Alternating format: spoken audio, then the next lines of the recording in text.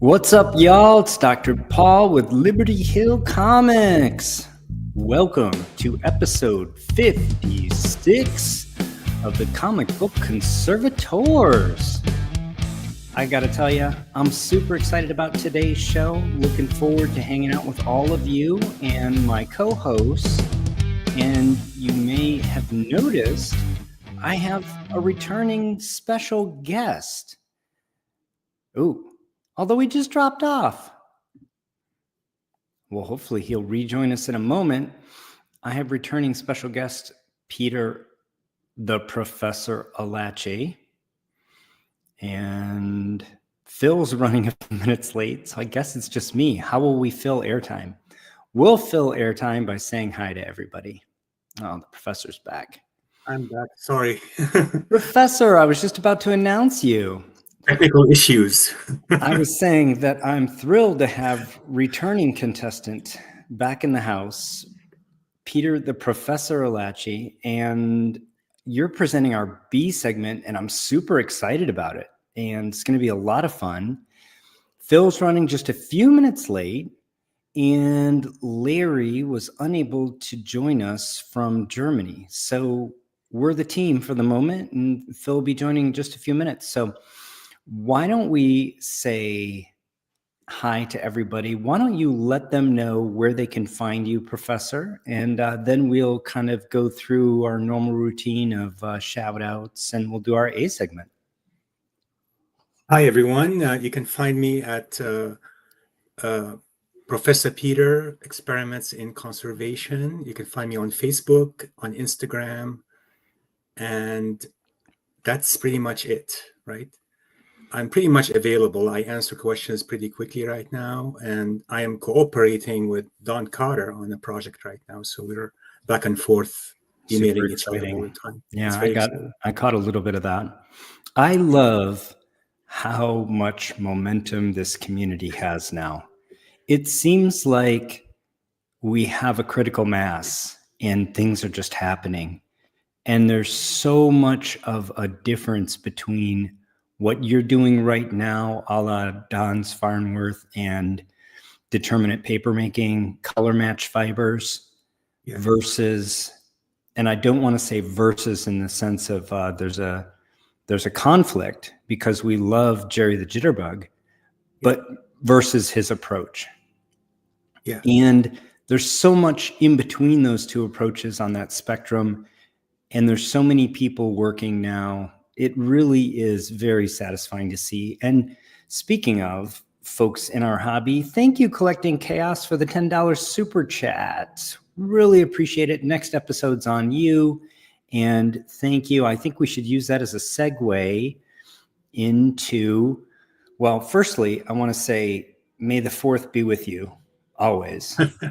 And Professor, you and I are sort of trending toward no hair, no hair. Shirts, I can grow little hair, but not much. Yeah, same. It's mostly gone. It just looks better this way. I think so. But today is my daughter's 21st birthday. Oh, happy birthday. So happy birthday, Cora.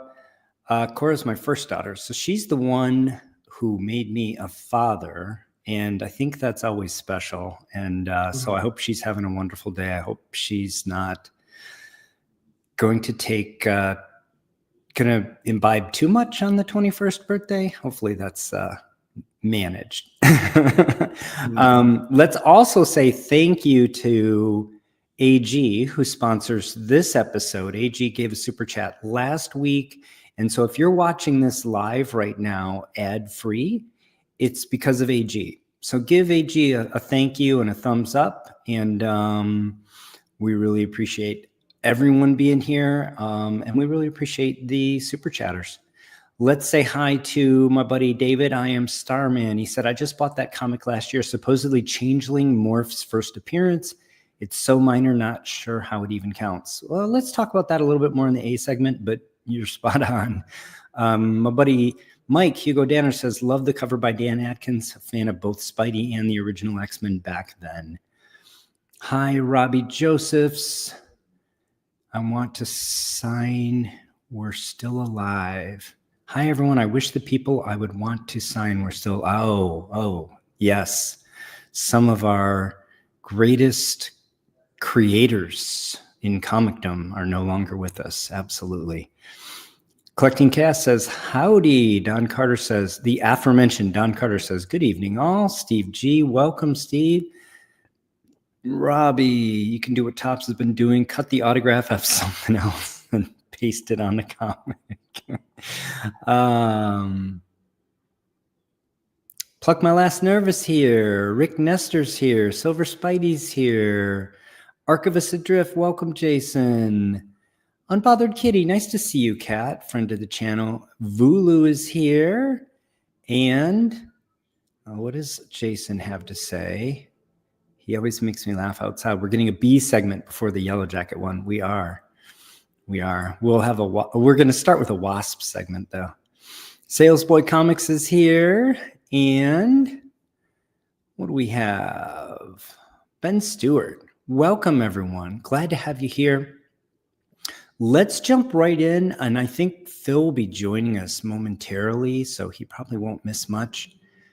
We got a really kind of fun book here, a different change of pace. We don't do a lot of Silver Age books, and we've never done a signature series book before, but I thought this was a really interesting sale this past week on eBay, and I thought it was worth talking about. I think it's an interesting sort of strategy for conserved books.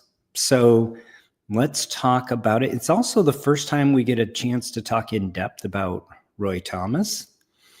We've mentioned a few times before, but X-Men number 35 is, as David pointed out, Starman pointed out, first appearance of the Changeling. Now, I will tell you, I have no idea how the Changeling gets listed on the label here with CGC. It's one panel. He's not named. He's not really in the costume that he's known for in his next full appearance. It's pretty weak. Not on the cover. He's just basically a generic member of the bad guys. What are they? The famous three? Somebody help me out in the chat. The three. Anyway, for his first appearance, second appearance of the Banshee, second crossover with Spider-Man and the X-Men. So Spider-Man appearance here. Banshee was, of course, a Roy Thomas creation. So in issue number 28 of the X-Men, Roy brings them back here. It's a neat little book.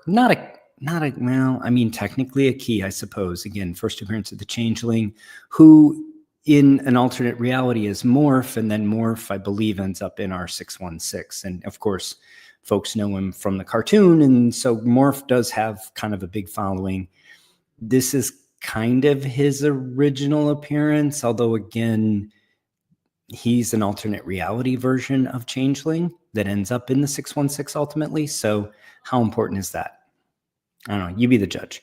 Median grade 7.0, 1,877 in Universal, 151 in Signature. Somewhat surprisingly, 52 restored. I don't know why you're restoring this book unless it's kind of accidental. Qualified 23, conserved 3. And our good luck is one of those 3 was auctioned off this past week.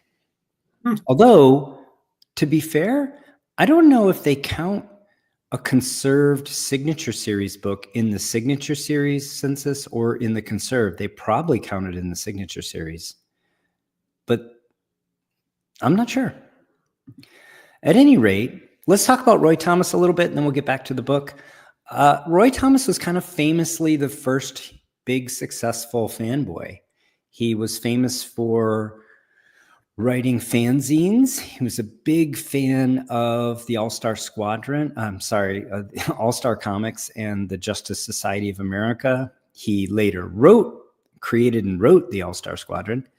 He was born, I believe, in 40 or 41. So he was reading All-Star Comics in the second half of the run, and then eventually put together as a fan a complete run. He was writing a lot of letters. He's got many letters published in the different comics. And he went to school, became a teacher, and then got a shot at DC, hated it, worked there fewer than 8 days, got an offer from Marvel, took it, and wrote his first story for Marvel that weekend, which is Modeling with Millie, number 44. Whom can I turn to?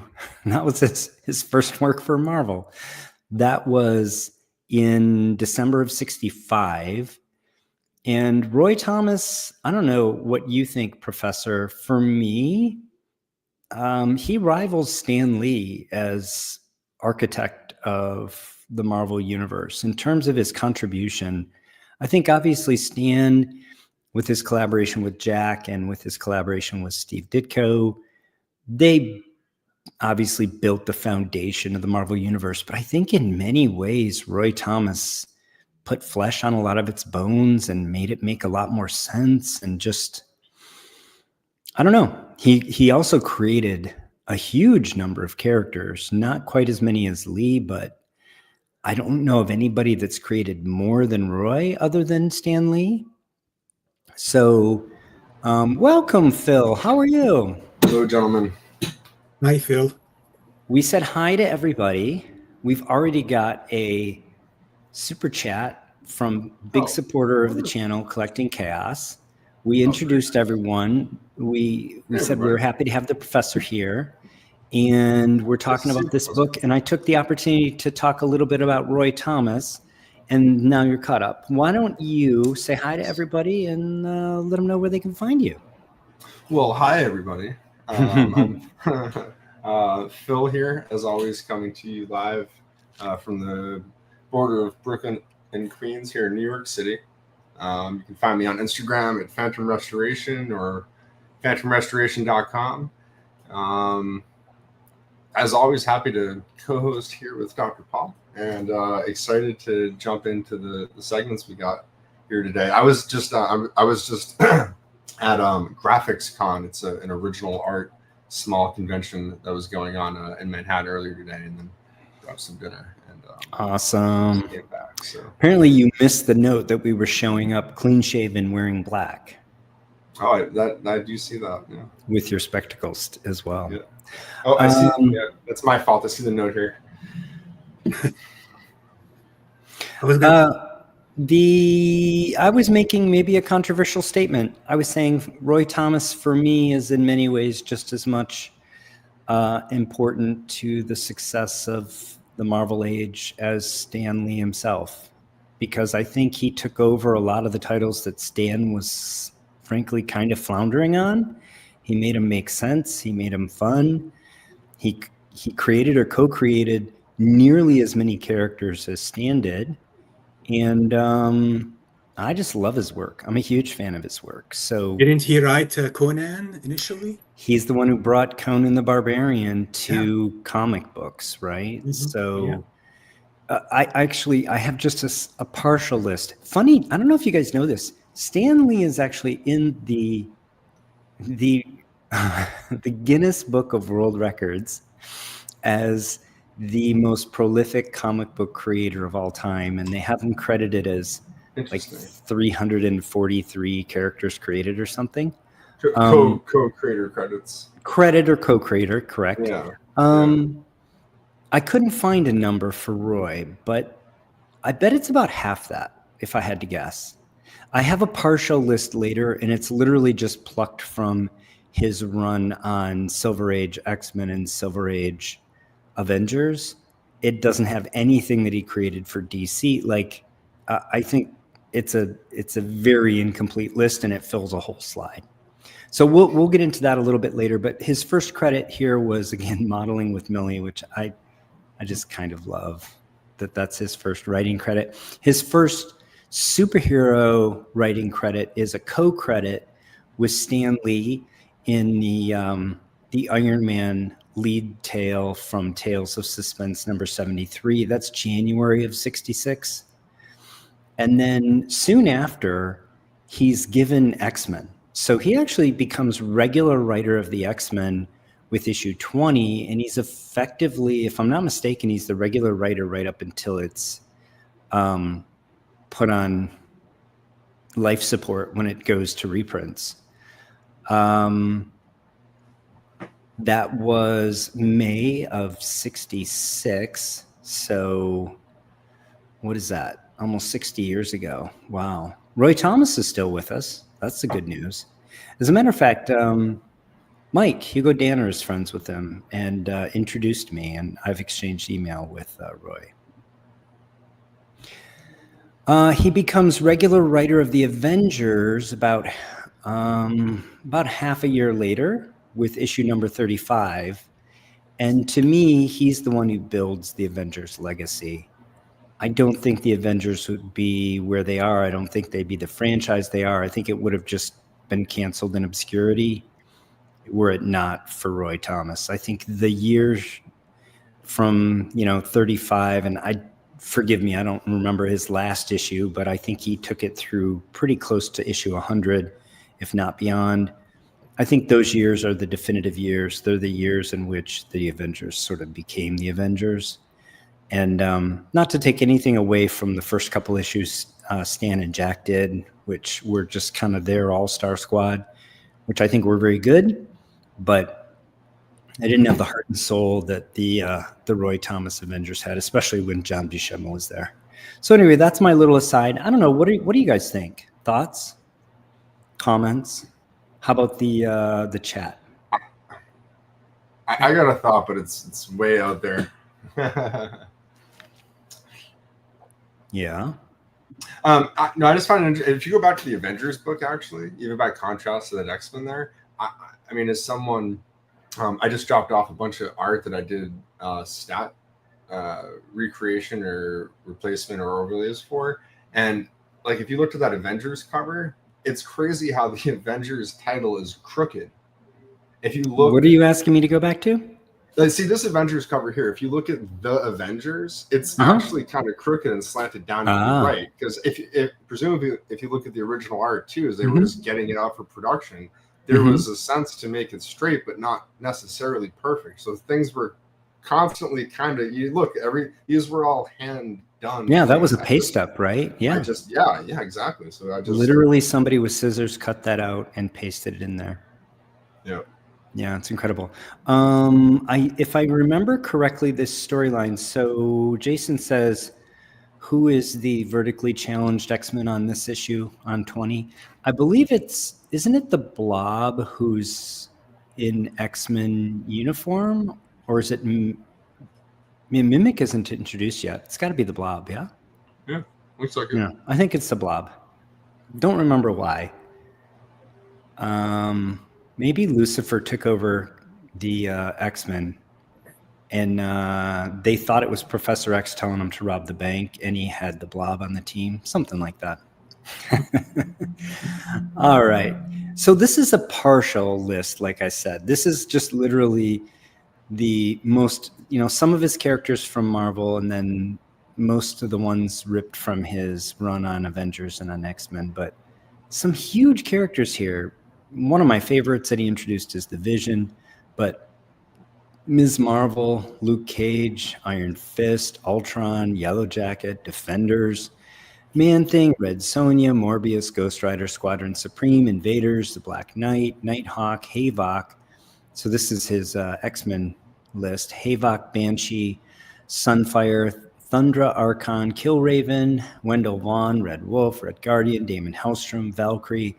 Again, this is just a small, plucked from his tenure, and there's no DC characters on there, and he had a long tenure at DC as well. So super important creator, wonderful guy. One of the fans that made it, the first fan to make it into the bigs, and I think that's absolutely great. Let's see, before I move on, let's see. Jason said, it's amazing to think the icons of the comic age, Roy Thomas wasn't even born at the beginning of the golden age. Yep, absolutely. Roy helped create Ghost Rider, says buddy Hugo. Gorilla Monkey 3000, welcome. Good to see you here. Roy is Dr. Leonard Sampson, aka Doc Sampson 2. He won't admit it, but Herb showed me a page original art from Hulk 141. His notes to Herb on top of the page. Yeah. All right. Well, there's my little aside. Let's get into this book, X-Men 35. So here's the last sale of a Universal Signature 5.0. It is a bit dated now. It's 2 years old. You could probably argue this price has come down a little bit during that time because I think generally Silver Age books have fallen about 8% annualized since then. I didn't try to ding this. I thought that's the last sale, so be it. There were some historically higher sales, so I thought this was reasonable. Beautiful book, either way. Not a super valuable book, obviously, but still very cool, very much something that I think any real comic collector would be excited to own. I read it, by the way. It's early days. I mean, Roy's been on the book for a year now. It's still pretty awkward, and a lot of it still reads like Stan. And I don't know if that was because Roy was trying to emulate Stan or if Stan had a heavy hand in editing. But it still reads a little too much like Stan for me in terms of just the characterization, you know? Just wanted to highlight that question.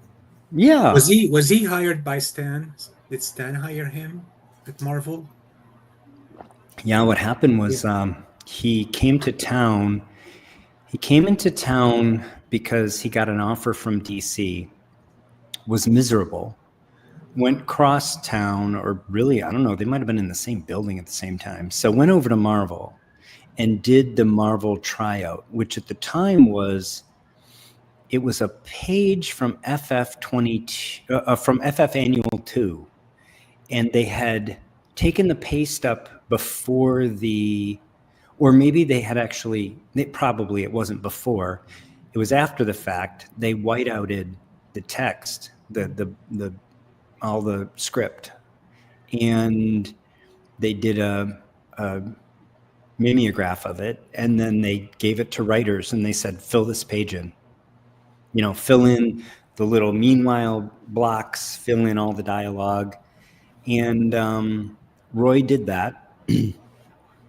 And Stan had Flo call him back and say, do you want a job as a staff writer? And apparently he was miserable at DC. So he's like, he had been there, I don't even know if he was there a week. He was there fewer than 10 days. So he gave DC his notice and was going to say, well, you know, I'll do 2 weeks or whatever you need. And they said, get the hell out of here. He was working for Mort Weisinger, who is known as kind of a real difficult person to work with. So he said, beat it. So Roy went back to Marvel and they put him to work that day. That's great. Yeah. Yeah. He was originally going to be a staff writer at Marvel, but I read his take on it. He said they immediately were having him do all this other stuff. Like Stan would say, well, I'm writing this and I don't remember the continuity here. Was this guy right-handed or left-handed? That's not a very good example, but you know, does he have force blasts or laser blasts or whatever? And Roy would be constantly answering all these questions and he never could concentrate long enough to write a story. So he said pretty quickly they moved him into, you know, writing his own books and an associate editor. And of course, yeah, I don't know who else Stan could have ever handed the reins over to at Marvel during the height of the Marvel age. I can't imagine anybody else doing it, really. Right. But yeah, so conserving non-keys, what do you guys think?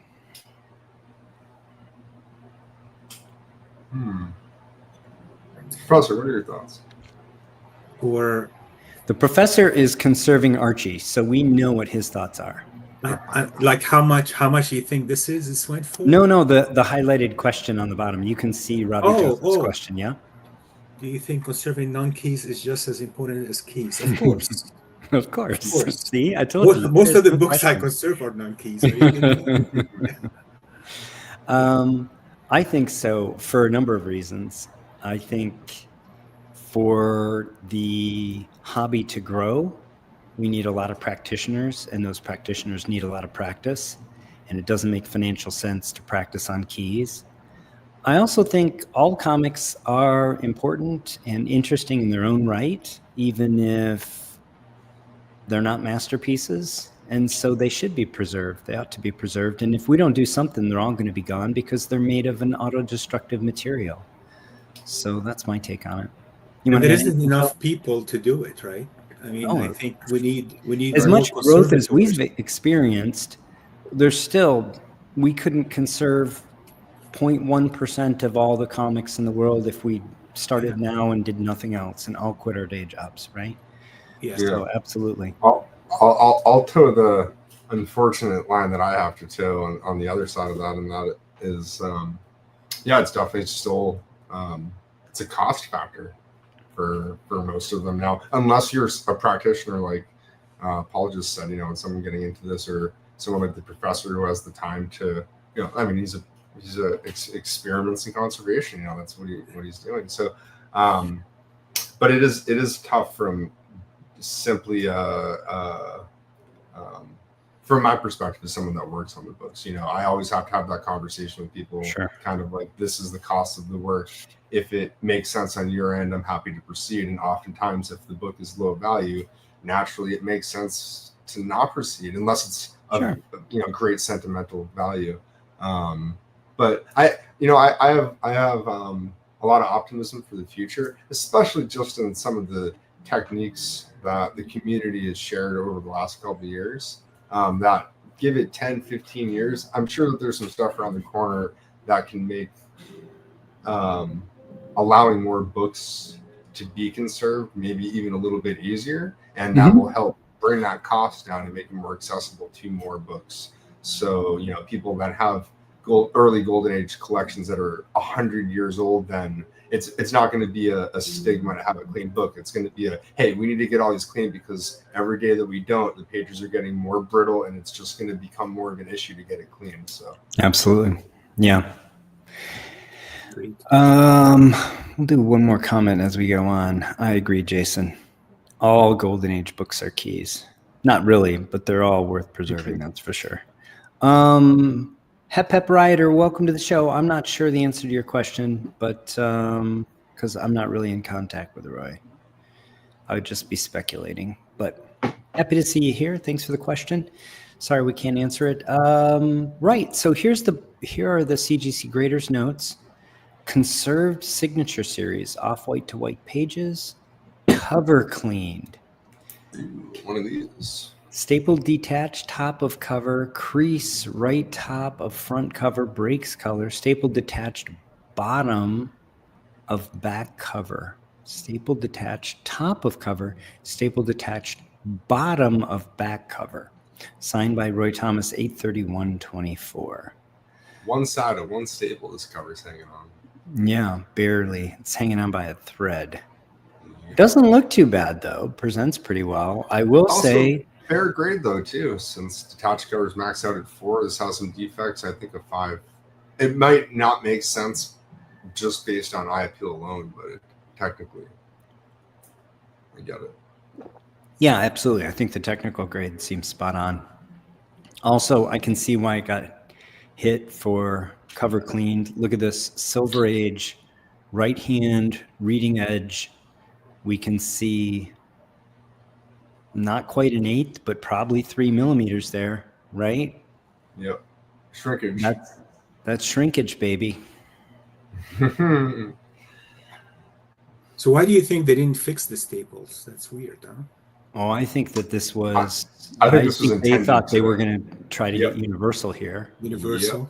Yeah. I think if I see only cover cleaned and it's conserved, my red flag immediately goes up, and I'm like, there's at least a 50% chance that this was not intended to be conserved. It was a hopeful, fingers crossed, to be universal. And I'll go so far as to say this looks like another botched hop. And I don't think the inventors of hop would argue with me. I think they would say, yep, every time we see this, and then we asked them what they did, and they said, well, I did double hop 3 times. And they say, don't do that. Can I make a quick comment too? Just Yeah, because this is related. of course. So I had It's your show. in the last I'm just one of the people here. I'm just involved. I had the same conversation with 2 professional professors, but also one of them kind of branches out more into I guess both of them branched out more into traditional cleanings. So I'm talking about cleanings too that aren't even necessarily bled, hop, just standard just the standard deacidification bath that we talk about and do. Right. So, and one of them reached out basically and said, "Hey, we've been washing they specified it was just the covers, so it wasn't the entire book. They've been washing just the covers on several books. They all came back universal, but now in a group, some came back conserved, and they were confused as to why that happened." And they were thinking that it was, they can just be reassessed or something, or maybe the graders were having a bad day or something like that.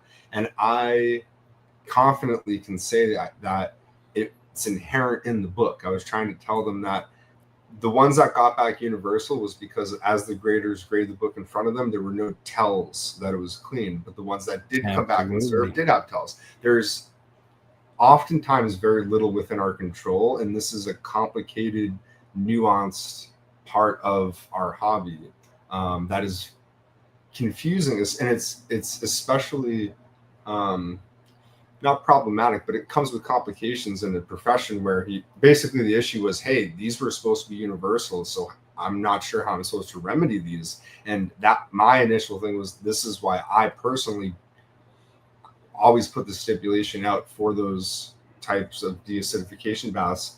Yes, it could be universal, but you have to expect it could be conserved too, and that's not within my control. And because of that, most people opt to not do it unless you're already conserving the book, so it doesn't matter. But if you're going for that universal grade, people need to understand that they're just like we just called out this tell here, where we can see the shrinkage. There's obvious things that CGC knows and have been looking for. And it's totally understandable. It's not, if anything, really, these books are conserved.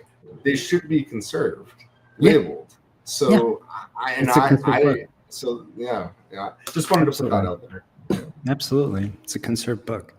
And I think let's circle back to the staples, but let's finish the assessment. You can see here on the back, the shrinkage is more or less evenly distributed between the front and the back. I think you can see the slight color difference between the yellow of the interior pages and the cover on that reading edge. But it presents really well, right? And I do think, as the professor alluded to, there's potential in this book. I mean, if it's going to be conserved anyway, crack it and repair the staples. What is this book then? It's at least a 6. I don't know if it's a 6.5, a 7. It's in that ballpark. I would go 7. Like a 7. Looks like a 7 to me. Yeah, I would say it looks like a 7. That's what I'm saying. Like, just there's no. But I often just do this little gut check with the grades, and I just look at it and I go, well, it can't. Like, I've seen worse 6s. So it can't possibly be lower than a 6, right? Like that would be insane, right? I often do that just to put a floor on a book. I often do that, right? Yeah. So I do think this says to me 6.57. That said, you saw the value.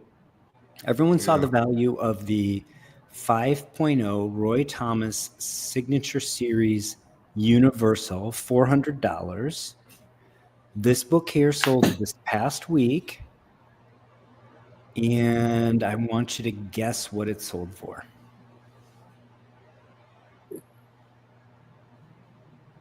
I'll go 3K. I mean 300. 300. He said 3K. He's locked in. 3K would be too much. Yeah.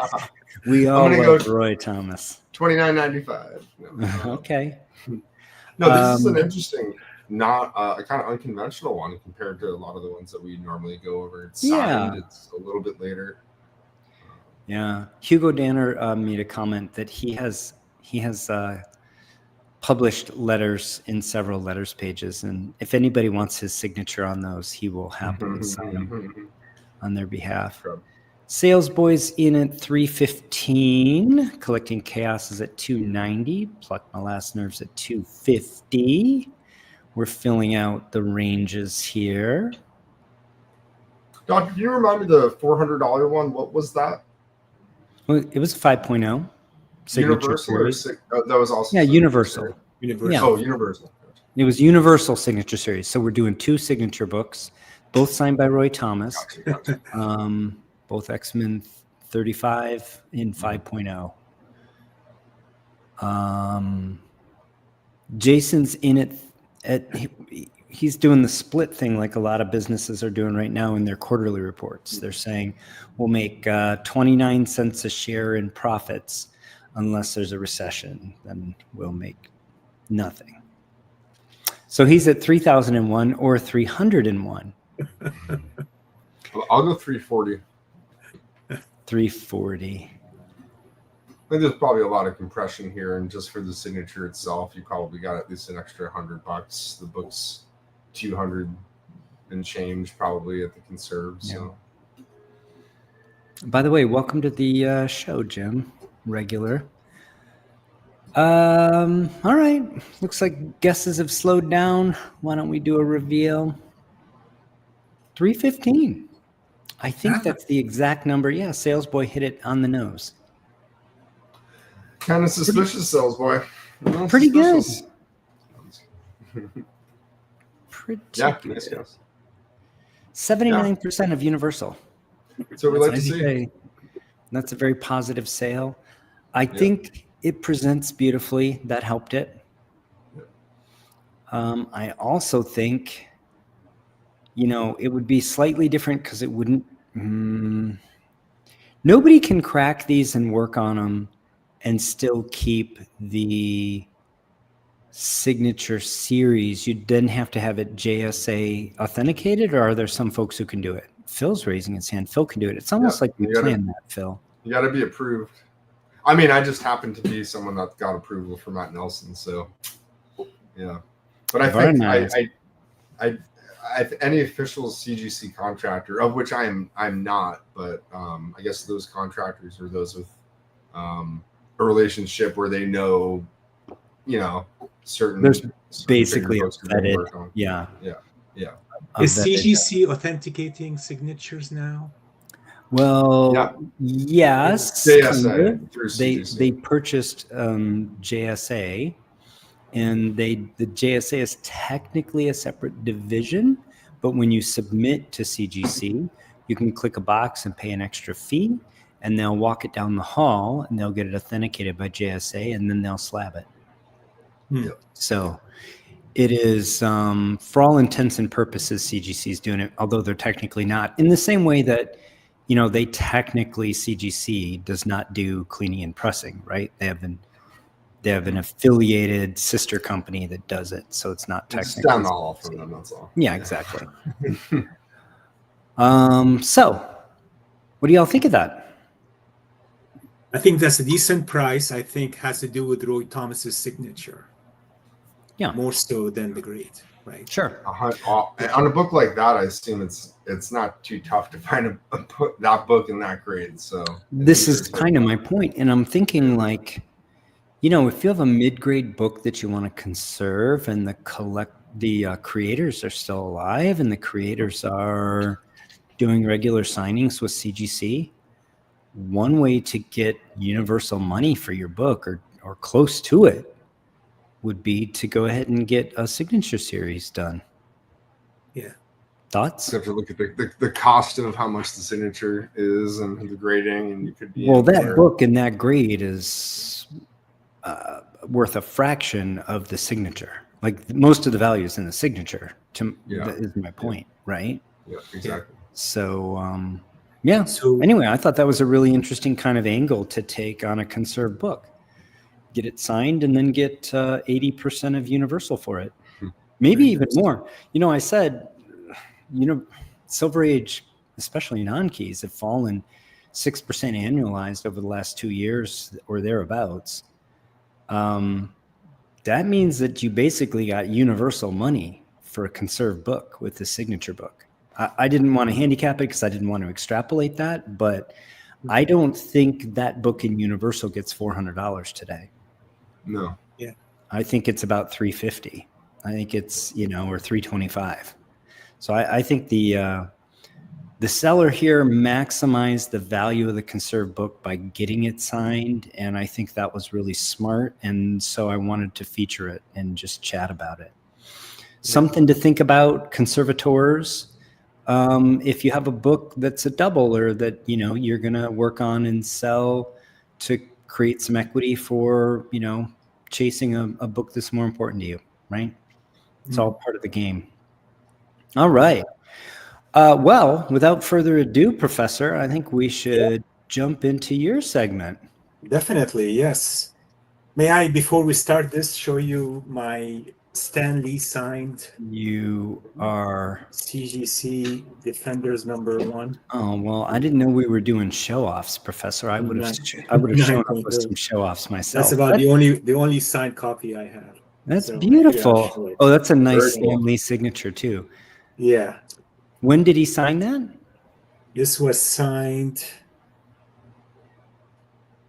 2010, May 2010. Okay.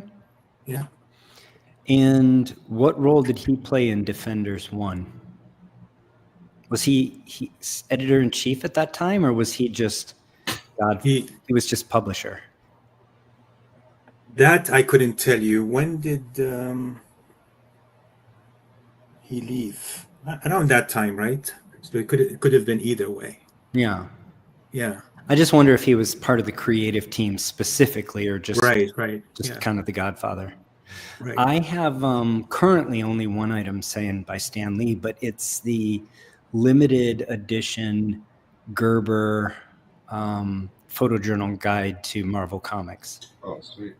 I also had one of the Fireside books, the Origins of Marvel Comics, signed by Stan, with a short inscription on the frontispiece. But I gave that to my brother one year for his birthday. Nice. All right. So. All right. So this Take is it away. So this is a very early project I did, probably a couple of years ago now. An early full conservation project with Comics number 52. I want to give a shout out to Jerry the Jitterbug, because he was doing at the time also a lot of Fawcett A lot of Fawcett's, yeah. and I love Fawcett, and he always said Fawcett is a very durable book. It's it can handle conservation, water baths, all of that. And I figured I'll do a project on this, and so I bought the book for about $50, and with shipping it came to about $50. Right, it was cheap buy, and this is maybe 5 or 6 years ago now. It's a great book. It's a great book. It had its flaws, of course, and it is has a number of stories from 1944. And if you take a look at the second slide, you'll see some of the flaws on it. So clearly, you have a color touch on Captain Marvel's hair. Quite obvious. There. Yeah. Oh, wow, yeah. Yeah, and you see some loss of color. You have rusty staples and extra staples added, right? And as it turned out at the end, the book really had only a single staple, right? So the guy who owned it ended up adding the extra staple just to stabilize the book.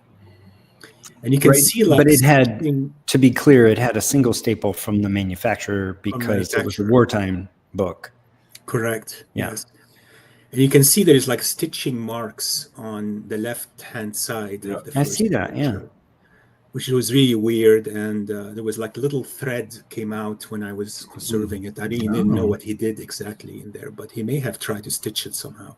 Yeah, Who the heck knows? Yeah. that's kind of cool, actually. Yeah. Maybe He he was did planning bust it out. on binding it, a la the professor. Yeah. I bind books too, guys. Yeah. And there is writing on the cover in both ink and pencil, and I try to get rid of the writing with an eraser. Very, very, not harsh, because yellow, of course, is susceptible to Right. removal. And I succeeded actually at the end to remove both sorts of inks, right? The ink and the pencil mark. Nice. So that's in the middle. And then on the right-hand side, you see there are tears, there are creases, and there are chipping marks on the edge there. Sure. And it was quite filthy at the same time, so it had to be cleaned. There is this grease mark 27 written on it. I couldn't remove that. I tried to remove it, but it ended up taking some of the red out, and I didn't want to, deal with it too much. So I left it alone there. Yeah. I'm not sure what it symbolized, 2Y or 227. I have no idea what it means. Sure. Yeah. Grease pencil, I will just gently rub with a cotton round. It either comes off or it doesn't. Yeah. And you got to change your cotton round often Often. because the grease that you pick up will then pull the color off the book, if that makes sense. That does make sense. Yeah. That grease gets into your cotton round, and then it makes the ink around more susceptible to being lifted. So for those of you out there that might want to try cotton round on grease pencil, change the cotton round often, very often. Don't let that grease sit in the cotton round and rub it around. Yeah. So these are the creases. You can see them close up here. And some of them break color, some of them don't break color. So these were tough to remove, some of them, right? And there's still actually some of them still on the cover till today. Big improvement, though. Big improvement when Yeah. you're going to see them, yeah. Yeah. Next slide. And there's a color loss on the Captain Marvel circle there, right? Mm-hmm. You can see it there, some color loss. And there's some additional tears and scuff marks in the middle of the book over Captain Marvel's, right under his shoulder, right? You can see it there, big tear. Mm-hmm. And what else? And here I mentioned the thread. Yeah. And yeah. By his right arm. Yeah. Yeah. That's kind of cool, actually. It almost Yeah. looks done by a machine. Almost looks like they put it in a sewing machine. It does look like that. Doesn't look like it was done by hand. Yeah, I agree. That makes But you don't see it carrying to the rest of the book, right? No, the cover. but you know, it's like weird. Oh, really? It doesn't go through Yeah, everything? no, Just no, in the- not the rest of Oh, that is a little weird. Yeah, so it didn't carry. All right. And this is the color touch that shows on the inside, so you can see it. So it has to be taken care of. Yeah. The way I did it is I used alcohol. I used ethanol and a swab. And slowly, I was able to lift it eventually, right? Very nice. Seems like that would be ideal to be on a vacuum table and just have the cover facing down, just put a drop of alcohol on this side and let it get sucked through and just keep replacing with another drop of alcohol until you couldn't see that ink there anymore. Yeah, it took like 50 swabs or something like that. Yeah. I was going to say, Yeah. Paul, I always thought that would be the most productive way to do that. But I've removed color touch the same way. And with, you're basically just buying a brand new pack of cotton swabs because you're going in. But to me, it seems like the pressure that you need to put on with the cotton swab to help lift it with the alcohol. I don't know how you would mimic that with, maybe the suction table has so much pressure. It is. So one of the advantages of the suction table is that you don't get a lot of capillary action of the alcohol into the paper. The drop, the alcohol, whatever amount that you put there, is basically being pulled through the paper. It's picking up ink as it goes, and then it's exiting the paper and going into your, chamber, your negative pressure chamber. And that's the reason why you would want to do it that way. They both work. I think for my dollar, I would try it first on a vacuum table because I think that's less invasive. And then if you don't get the results you want, you still, you haven't burned a bridge. You can go back to cotton swabs, right? Mm-hmm. Yeah. My issue with the cotton swabs is no matter how tedious you do it in terms of the smallest amount of alcohol and replacing the swabs immediately, the alcohol just wants to, capillary action is just pulling it out. And so to a certain degree, it's solubilizing the ink and it's spreading it into the paper deeper, right? And now you're chasing that. And Yeah, exactly. That's why my preference would be to go in and get it on a vacuum table. But yeah, both work. Yeah, it worked at the end, which is I've done it that not every way. time it works, but this one it did work at least. And the tape was of unknown nature, I would say. We didn't know what kind of glue it was or anything. This is butcher's tape. Butcher's tape, okay. Isn't it? It lifted with water. Yeah. Water. Oh, that's what we like. Yeah. Yeah. And That's there was nice. little residue left, and I was able to scrape it off essentially right at the end. Yeah. That looks to me like the tape they use at the butcher shop. And the back had staining on it, quite dirty. No paper lost though, which is really It's nice. Yeah. Yeah. Sweet book. So pretty solid book, yeah. Yeah, what a cool book. As far as the staining, again, it looks like oil stain of some sort that I couldn't really figure out. And If only you had the seventh stone back in 2000. I was going to mention Jim, and I said to myself, maybe Jim's stuff would have worked now on this, right? Probably. Yeah. Yeah. And then that penetrates to the interior, of course. The staining. A little bit of translucency in the paper there. Yeah. And there's some light moisture at the spine area at the bottom. Sorry, I don't mean to be rushing you. I No, keep it's okay. thinking as you pause that you're well. done. You can see it well. It's right, No, right left picture at the very bottom. You can see moisture stain there. I just Yeah. really want a Baby Ruth right now. I don't know why. Yeah. It's probably the you may be low in glucose.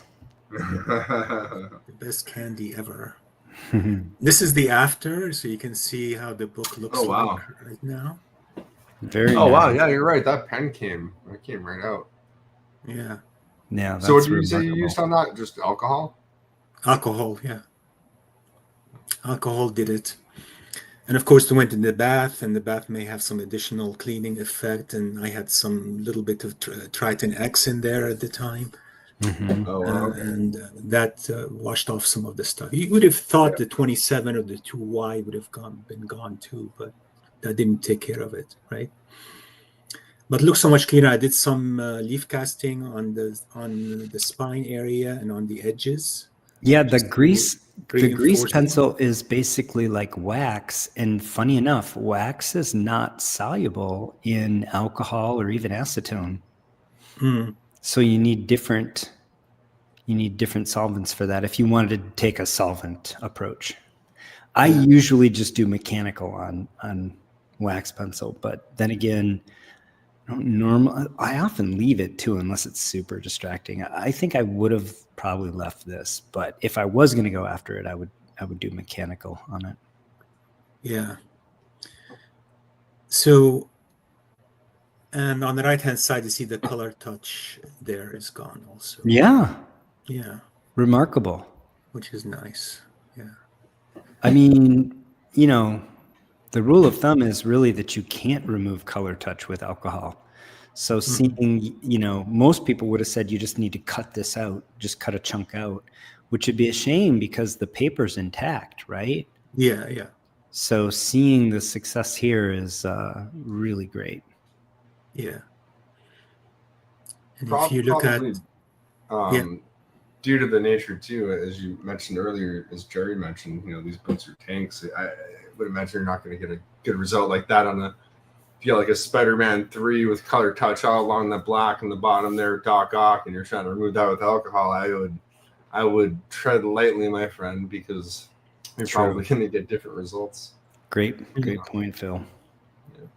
Yeah. And the colors, I have to say, like Jerry said, are beautiful. Still remain. Yeah. Oh, yeah. They didn't go This is away. great work. And you said Great you work. did an aqueous bath Aqueous here. bath, yeah. Yeah. Yeah, it got disassembled. The extra staples got removed, and all the wraps got an aqueous bath, and the wrap itself got an aqueous bath. What a beautiful. And I removed all the ink, as you can see. No more writing on. Mhm. So very, very lightly with an eraser. It took me about an hour to do. Right, very, very light Mhm. for a while, and just kept at it. Right. That's my method usually with ink. Usually, if it's written, I go over it with an eraser, Mhm. and it does lift eventually, and then the bath will take care of it. Sure. You just need patience with it, right? And Patience the next, is in small demand, as in great demand, small supply. yeah. And this is the interior now. Wow. So What you a can nice still book. see some of the scuffing on the left that didn't press. I see too that. well. Yeah. But Yeah. I'm But gonna I try don't- this. I'm gonna try the stacking method that Jim invented. Right. See if that Mhm. will relax some of these creases. sure. Yeah. Yeah. I've been doing different variants on that wet stack for all my presses lately. Yeah. I talked to Chris Trump, who does it slightly differently than Jim. Same concept, same number of sheets, just different location of the sheets, and that's been working really well for me as well. And then the next slide Oh. shows the centerfold, Look at a single staple holding everything together. A Nazi story, of course, Hitler and all that. Hitler and Mussolini, and is Hitler biting the foot of Mussolini or something? He's an ankle biter. Okay. Ankle biting is, I think, a reference to a specific. Yeah. Okay. Like I think it's specifically the ankle, not the foot. Okay. All right. Yeah. I wasn't sure what was going on there. Like a bootlicker. Bootlicker. Bootlicker's different. A bootlicker. Let me see. Ankle If it biter, held- bootlicker. I mean, it's pretty close. I don't know. Yeah. Sales boy, thank you for the super sticker. Appreciate you. Thank you. You want to show it off, Professor? Ooh, nice. Hey. Oh Nice. man, that's quite a job. Yeah. Really beautiful outcome. And this is before I started using betaine on the interior. Betaine would have Yeah. added even better Jason support straps. Jason wanted to know about that actually. About betaine, yeah, I saw that. Yeah, whether or not you thought this was a good candidate. Yeah, What did you say? could Butane? have, could have been, but this was before betaine, So Betaine. betaine. I say betaine. You say betaine. No, I think he was saying butane. butane. No, like, butane. like lighter fluid. Butane. Yeah, Butane would be too naphtha? dangerous. Do not use butane. Use betaine. Yeah. And this is the. So background. obviously it's still in your collection. It's raw. Yeah. I don't see why this book wouldn't grade as universal. You think? Why There is is- it not? there is- Tell me what's not universal. Casting done to the edges. That's why. Oh, you didn't mention Yes. that, did you? Did I miss that? All right, show us. I did mention I supported this area here with some Okay. leaf casting. Okay. So I see it. probably won't pass muster. No. Okay. You get conserved grade, probably. Still, Yeah. beauty. Definitely considered great. And the back side is much cleaner. I couldn't Mhm. get rid of the spot at the end, but Oh, I that kept quite a bit. that baby Look, though, Ruth is just glistening. Look though at arm's length, how well it presents, right? It presents really well. Incredible. Absolutely. Yeah. Yeah. I mean, This sometimes was- we use this really harsh lighting, which we should use, because that's how CGC is going to grade it. And Yeah. it really shows off all of the errors. But, most of the time you're not looking at it under that harsh lighting. You're looking at it more like in lighting where the professor has it. And that book looks great. Yeah, it does. So no hop, no bled. No. I feel like this back cover would have benefited from bled. I think so. I Yeah. think so. But this is before I knew of the methods, right? Sure, of course, I didn't even own the lamps then, or I mean, I could still do it, right? But Yeah, I don't you think haven't burned I a bridge. That's one of the great things Yeah. about conservation, right? You can go back and I do think that. minimal approach for this book would be fine, and I'm happy course, with it yeah. the way it is. Absolutely. I'm going to be submitting some of my books to CGC soon, I think, because I haven't really been submitting anything to CGC, and it's time to know how my work will stand with CGC. Yeah, it's I'm nice going to knowing. send some stuff in. I send stuff in regularly, but I'm gathering things right now because I'm planning on going to HeroCon, and I thought I may as well bring some books with me and just drop them off because that's easier than packing them up to send them to CGC. I'll let Right. them deal with the packing up, and I'll just bring them. Right. So I'm in that process myself of just prepping a few books. And I always have books that people send me. I'm always working on other people's stuff. So I have some stuff from other people at the moment as well. Mm. But wonderful project, Professor. Thank Wonderful you. book. And Thank you. And did you want to pitch what's going on your channel right now? yeah, I just want to say that currently on my channel, you can watch me do leaf casting where I'm trying to match the colors of the cover to the fiber itself, right? So you can see the method I'm using is from Don Farnsworth, Mm-hmm. and the color of the leaf casting is the same as Wow. the back cover. And the way I Wow. evaluate that is actually with a colorimeter. Mhm. It's called Don't we say colorimeter? colorimeter. Okay. Colorimeter? Okay. It's a spectrophotometer that reads colors, right? Colorimeter. Okay. And it's called the Color Muse, Yeah. and it's not a high-end one, but it does the job, right? I mean, I would say so. Look at that. Yeah. It's a So- great match. Yeah. So I was you use watching your video on this, Mhm. and it's really fascinating. I mean, the work of, we've mentioned Don Farnsworth and determinate paper making before, a pioneer in leaf casting for conservation, and really one of the most systematic leaf casters ever, right? I think Yeah. he's very prolific. To me, he's done things with leaf casting that truly do seem like magic. I think he's Yeah. set the bar, and so this method that he published for combining all these fibers, and you've adapted it beautifully to comic books. I want to say, because his equipment is very expensive. He what did he have, 20 or 25 different fibers in terms of the source material, and so you had a limited palette of fibers, and you have a relatively inexpensive colorimeter, and you adapted it to comic books amazingly. And this is what I was talking about earlier when I was saying, I feel like we've reached a certain mass where we just have a critical mass where we're just moving comic book conservation forward now, right? This is a collaboration between you and Don Carter, and it's based on the work of Don Farnsworth, and it's just taking these methods and adopting them for comic books in ways that make sense for our hobby, and I really applaud it. So I would love to have you back on to talk about that when you have sorted it all out and have your conclusions and have recommendations for us. And it should absolutely be included in practical applications for our book on leaf casting for comic books. I mean, just phenomenal work.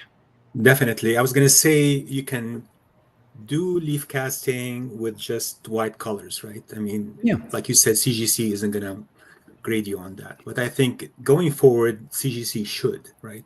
They should There's a look lot at, of people that say that. yeah, I'm not certain myself. I'll tell you why. I think when you start perfectly matching things, then you start getting into where there's the possibility of deception again. Yeah. Yeah. And restoration or deception. well, here's no, not necessarily. Yeah, like just it being so perfectly matched that they can't tell it's leaf cast.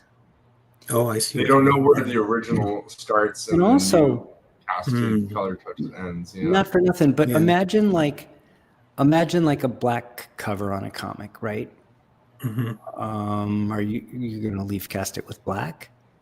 And then what if it was black with a red stripe? Are you going to leaf cast black with red paper down the middle? Like you could imagine starting to basically color touch with pulp.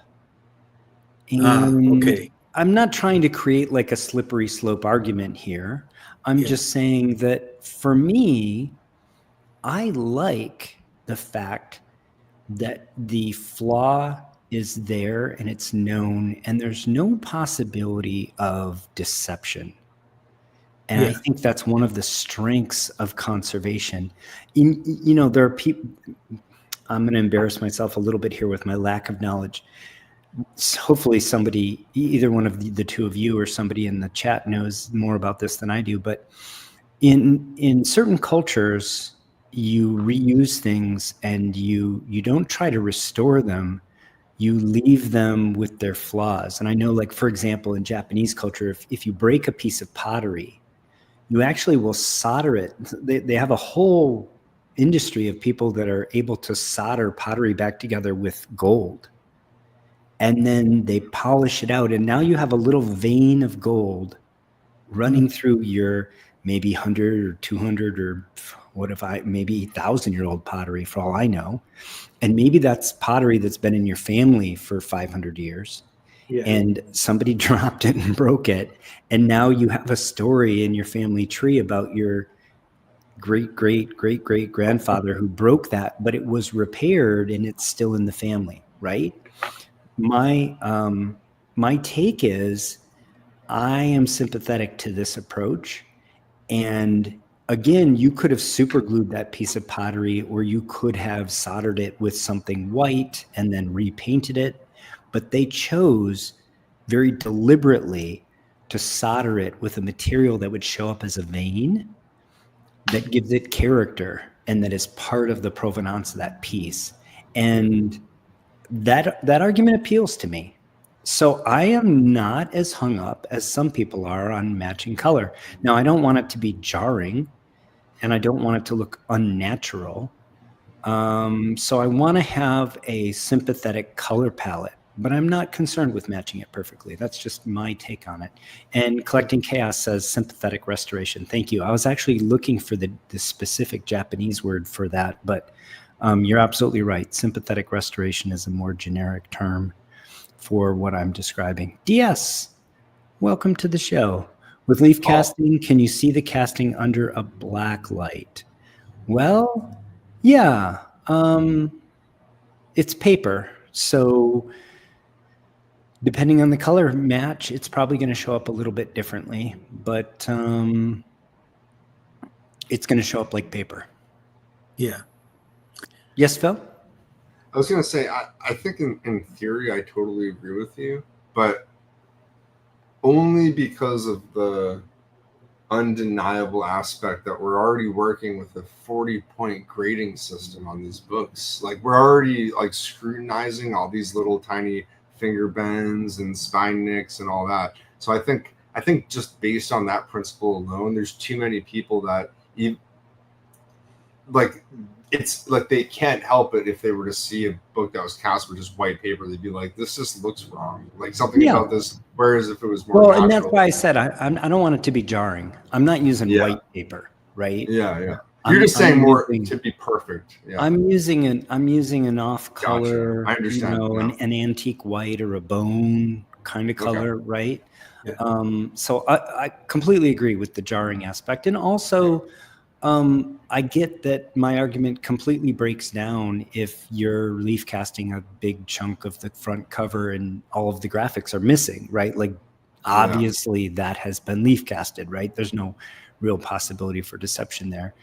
So I'm just saying in general, that's how I feel. I'm also not even really putting it out as like an argument, like people need to be on my side of this debate, right? Like, Yeah. I like Camaros. If you like Mustangs, man, knock yourself out. I'm not saying Camaros are better. I'm just saying it's my preference, you know? Yeah. I mean, they are better, but I'm not saying that. Ah. So I just We bought. should do, sorry, DS as a follow-up. We should do some, we should take some pictures of some leaf cast under UV and post them on our socials for DS. Sure. DS, if you're in our Facebook group, let's do a call to folks who are doing leaf casting to post some pictures there of their leaf casting work under blacklight. I'll do so. Cool. That'd be fun. So I Sales have boy with another super chat. He says, "Keep it moist." Thanks, Sales boy. Appreciate you.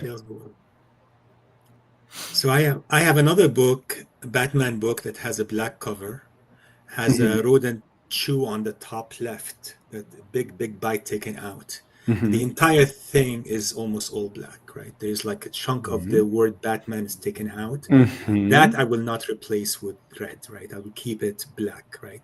So I want to do this project where I want to put the black color back on the book, so we have the entire cover now. So you're going to leaf cast the corner with black construction paper. And I want to try to match it, right? Match it with the. This is my point. Right?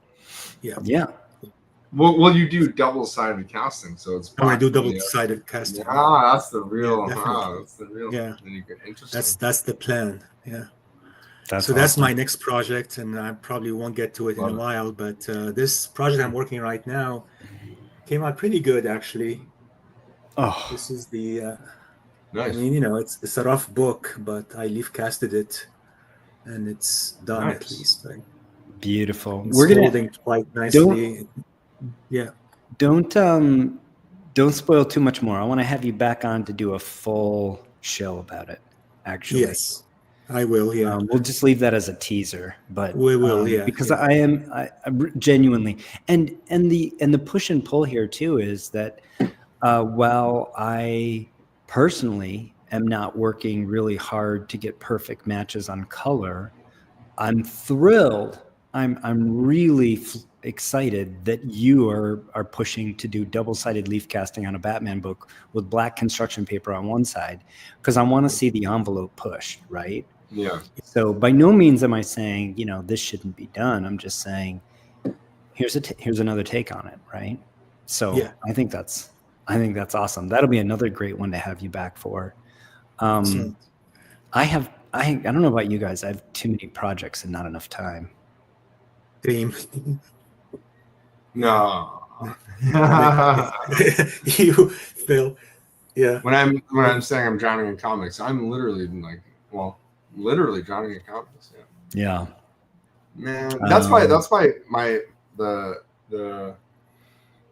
I don't like that and maybe it's just because I can make the time, but I feel like just because I constantly have so many things, I don't do as much R&D as I used to when I first started. And I even I archived a lot of my posts, but I was just trying random things and stuff where I'm not as curious anymore. I'm a little more regimented in my ways. So it's great to see other people doing stuff, because it kind of helps fuel my fire to even just like the gels, Professor, when you were showing how those were using, I was just like, this is something where why are more people talking about this? And you were like, yeah, you can just make these at home. They're super easy. It's like, I was worried about how to get these. And you're like, you're overthinking. And I was like, I'm overthinking.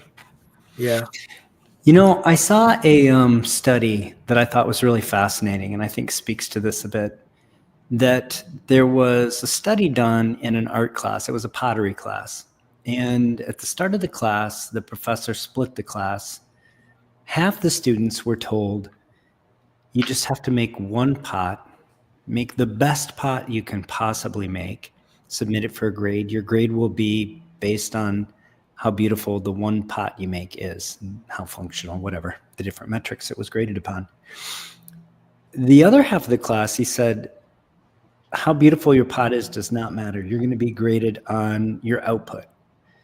Whoever makes the most pots is, you know, if you make over 30 pots in the semester, you're going to get an A. If you only manage 25, you're going to get a B. If you only get to 20, you get a C, etc. And then at the end of the class, they looked at all the pots, and they had outsiders come in and look at the pots and say which pots were the most exquisite, the most beautiful, and the best. And they picked from among the students who were doing volume work. All the winners were the volume winners. So in other words, even when how nice your pot was didn't matter, because all that mattered was how many pots you had, the best pots were from among the people doing the most work. So the point here is practice, because if you're practicing, your craft gets so much better just through the repetition and the practice that you end up making more exquisite stuff even than the people that are trying to make the most exquisite stuff, right? And so I think, Phil, you being in the trenches and doing the work, you know, even though you say, well, I'm not innovating or I'm not doing R&D stuff, I think you are. You don't even realize it just because of the sheer volume of work you're doing. You're making little innovations that just occur to you each day as you sort of develop your craft. And that's why your work is so exquisite, I would submit. Yeah, I think you're on that. That's the whole hard work beats talent, right? You know. Yeah, most of the time. yeah. If you're putting in 80 hours a week, and that guy that's really good is putting in 10 hours a week, you're gonna catch them. I mean, that's inevitable. Yeah, absolutely. I mean, this last project alone took me like 32 hours to finish, right? Jesus. Oh, I'm sure. And I'm not even done with it yet. Yeah, It's a lot of work. It's an incredible amount of time we put into these funny books. Yeah, So I'm John, very picky about things too. So. we're not talking about ink. So we're talking about using fibers that they themselves are either dyed or have an inherent color because of the, you know, native chromophores. So no ink here. So therefore no concern about blue light or anything. So we're talking about literally, you know, like macerating black construction paper and then using that for the actual cast, right? So then it wouldn't be color touched, wouldn't be restored. It would be just leaf casted. There's another one. There's an argument for in support of me and my approach. Thank you, Gorilla Monkey. Clark and Chaos says, I put a black light on one of my leaf castings, a pretty close color match, and the newer paper lit up like a Christmas tree. Yeah. So it depends on what you put in it, right? I suspect that I'm using the Keto Dimer internal sizing professor that we get from Carriage House. I suspect that's probably going to fluoresce. Would be my. I'm just guessing, but I haven't looked at it on. I haven't either. Light, so I'm interested to see. Yeah. But this last project I used actually metal cellulose for sizing instead. Oh, okay. How'd it work out? Pretty well. I mean, I didn't test it, but it's pretty well.